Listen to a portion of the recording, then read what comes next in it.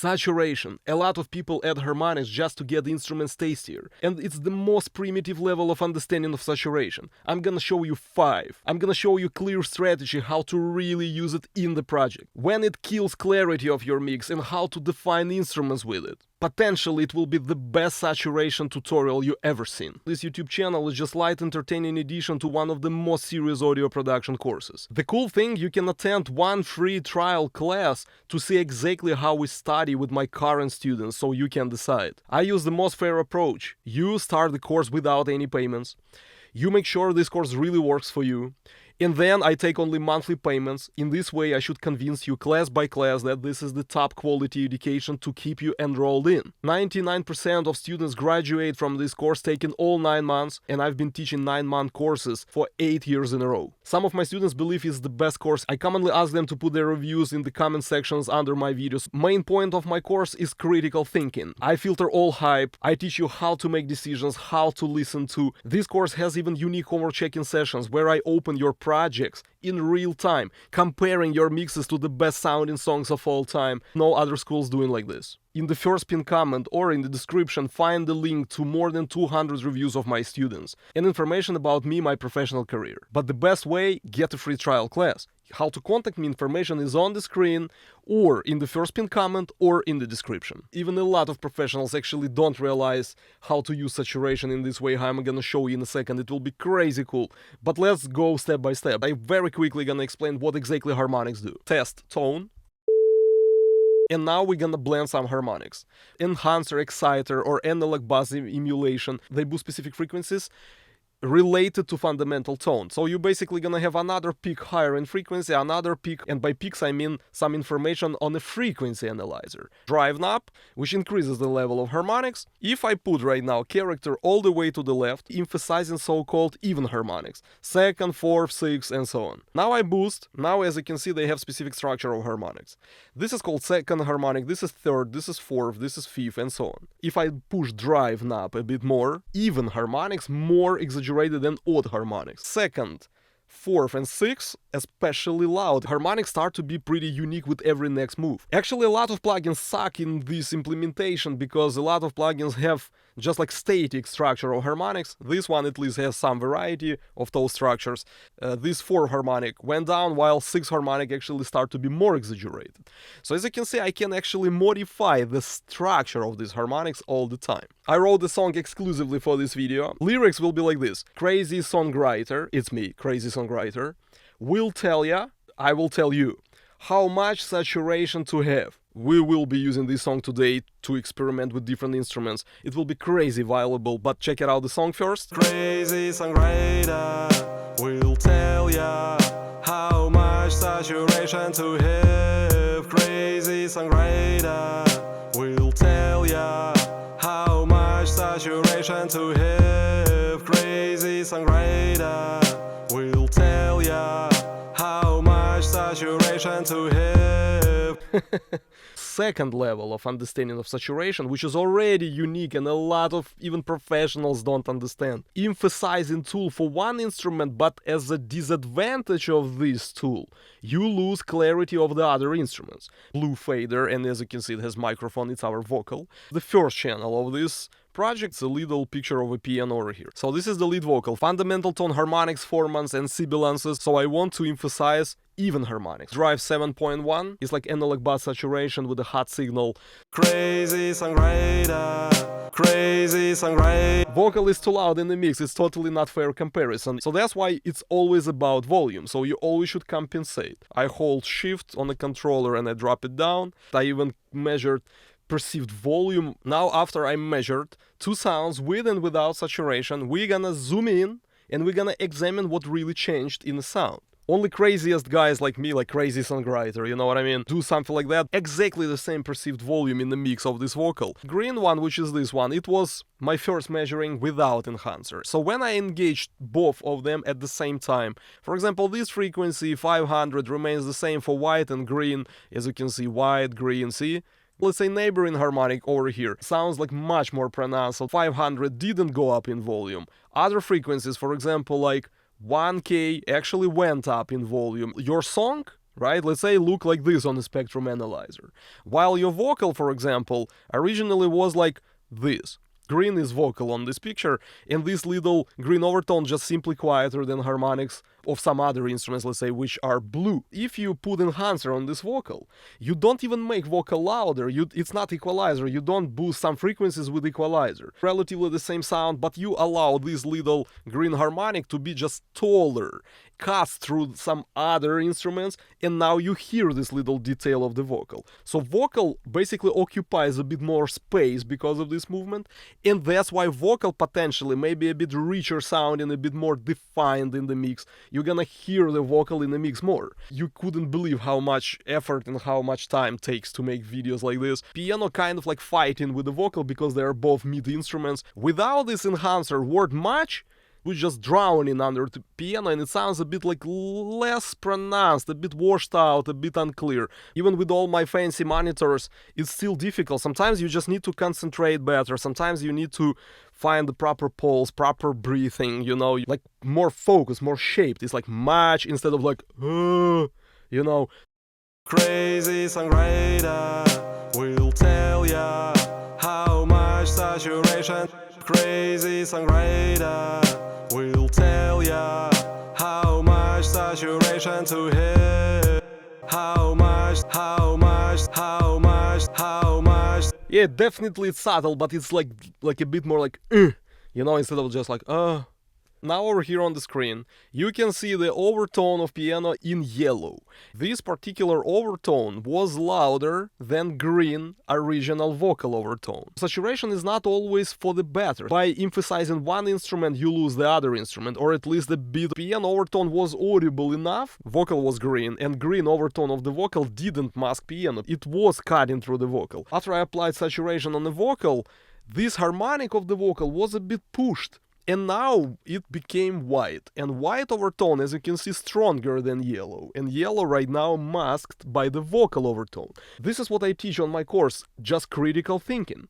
You know, instead of just like, I have some fancy plugin which sounds pretty cool. Yeah, it's a cool tool because countless platinum albums were recorded on this tool. It's all hype, you know what I mean? Real thing is this one. Understanding of all those potential principles. And again, my policy of my course, I keep 90% of the power of the course for my students.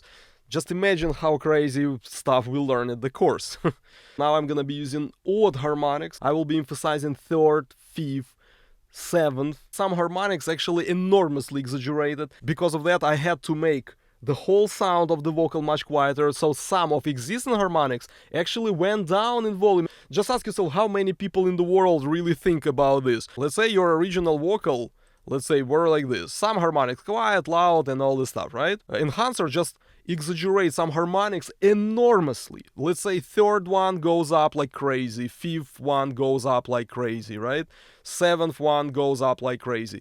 And if you just keep vocal with these volumes, vocal just sounds stupidly loud in the mix, just doesn't sit in the mix at all. So you compensate increased volume, right? So you always play with volume compensation. You take the whole picture and you make it shorter to make it normally sounding in the mix, acceptable. Let's say this one becomes shorter, this one becomes shorter, this one becomes shorter. Just imagine, ask yourself how many people in the world really think about this, like you apply enhancer and actually you lose volume of some harmonics. It's crazy, right? This is what we call real audio engineering. White is taller. Not too far away, green is taller. White is taller, white is taller, green is taller, white is taller, white is taller, white is taller, green is taller, white is taller. And notice it's not equalizer. It's just very short spectrum. Check it out. It's just distance between 2K and 3K only. If I zoom out, it's just over here. Look where I move, just over here. This is what range I showed you. If you apply EQ, let's say, and you're gonna boost something around like 3K, you're gonna boost the whole range. All these harmonics with their new structure just gonna be louder and quieter. But we actually rebalanced even little elements of the tone. Micro harmonics, some of them went up, the very next harmonic just went down, and the very next one went up, and the next one maybe also went up, but the next one went down. Let's say original harmonic structure were like this. If I apply enhancer, I'm just gonna have unique new structure of harmonics. That's why it sounds different. We have different tone, different taste. Let's say first harmonic just a bit shorter. Let's say next one just a bit taller, but next one, who knows, coincidentally, because of different style of enhancer, it can be just a bit taller, and the next harmonic just simply will be just a bit shorter. Some of them louder, some of them quieter, but in general they sound relatively similar volume. As you can see, you could say something like, yeah, it's just like equalizer. No, it's not.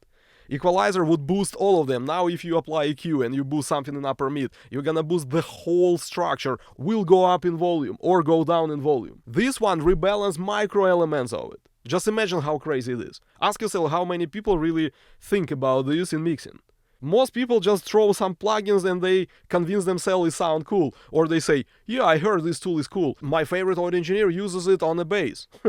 But instead, you should understand what this tool really does. And then you experiment. Inaudible vocal, which struggles to be audible because of piano.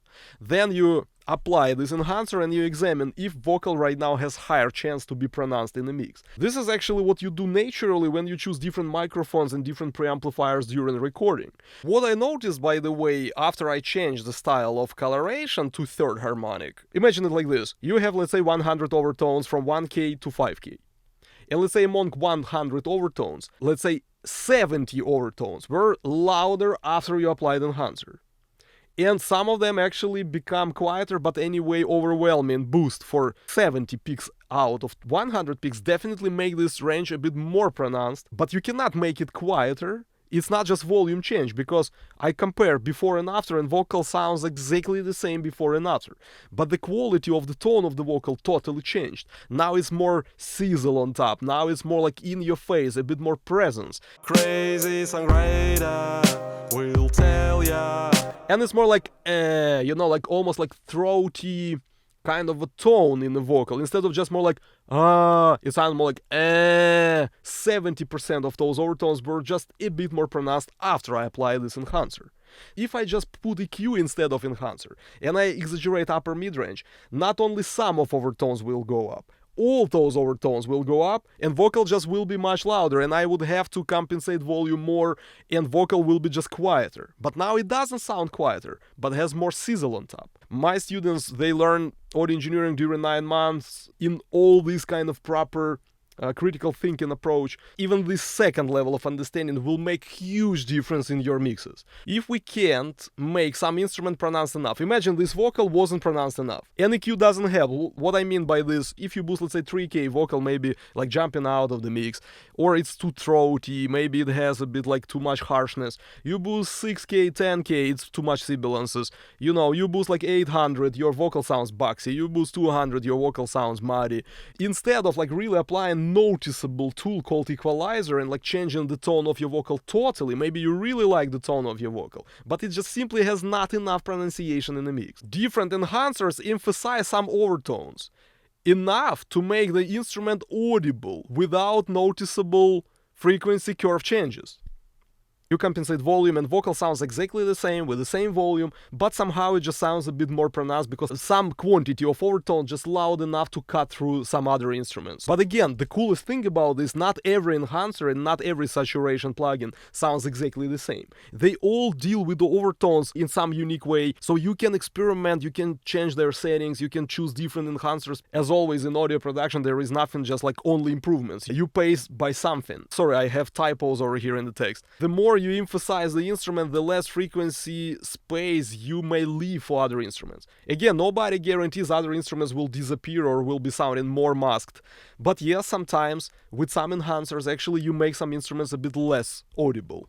The other level of understanding, which is very funny and very cool when you realize it for the first time, you're like, oh my god. You should understand, instruments without any processing already have some tones. Some instruments by default, they just sound amazing when I produce something. I'll probably intuitively choose different tones of different synthesizers because they probably have like natural distribution of overtones. What it really means, it means if I blend right now black synthesizer and green synthesizer like this, or here is more like green, or here is more like black synthesizer, over here is more like green, over here is more like black.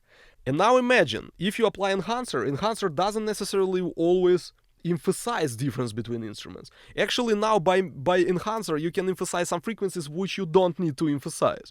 For example, overtones over here, you apply enhancer on a green instrument and you boost all these overtones up. Like this. So black instrument will not be pronounced in this area anymore. So you lose this natural frequency distribution. among modern mixers, kind of strange proverb. Oh, enhancers, coloration of older tools, SSL, NIF, Pultec, only for dirtiness and all this stuff. Have tools, have options. It's the same like some electrician will have, let's say, 5 different tools. Why I should use tool number 3, 4, and 5? They are really stupid. I'm gonna be using only tool number 1 and 2. From time to time, maybe it's convenient to use tool number 4, and sometimes it's convenient to use tool number 5. Next level of understanding is the contrast. Imagine like you're a painter, some object like this, and it's all your instruments, abstractively speaking, right? You apply just the same enhancer again and again and again on all these instruments. The whole mix starts to be like a pile. You cannot say like, okay, this is the object number 1, this is object number 2. You're gonna make more similarities between them. You apply this enhancer on piano, I just copy, as you can see, the same enhancer. I force myself just to concentrate on the piano. For me, it's already more difficult. I kind of all the time feel like vocal almost leaks to the piano and piano leaks to the vocal. They don't have like separation between them. Crazy songwriter will tell ya how much saturation to have. It doesn't sound that contrasty. You just apply a bit different coloration on every of these objects. Some of them will be like blue, feel more contrast between them. More like 3D objects. Also, you should understand, let's say this is low mid-range and your overtones were like loud, quiet, some harmonics very loud, some harmonics very quiet. If you just boost it with equalizer, all overtones, they kind of keep the balance between them. They just become louder or quieter. But if you put enhancer, who knows, maybe this overtone becomes crazy loud, and this overtone becomes crazy loud, and this one, and you start to get like super consistent sound in low mid, not like some overtones are too loud in low mid, but all of them start to be like more evened out and like much thicker sounding. See, it's totally not the same like equalizer. We can go much crazier than that. Imagine this. Some of overtones of piano exactly at the same frequency as the vocal. For example, this one. They stay exactly at the same frequency, X hertz frequency. First instrument loud at X hertz. Waveform X hertz always the same length, because frequency is some waveform with specific length. So length of this waveform will be looking like this, and it's loud. Green instrument is the second instrument, and let's say originally it was quiet. And just because of it's the same frequency, the length of this waveform is supposed to be exactly the same length. So it will be the same but much shorter because it's much quieter. But what if they are out of phase to each other?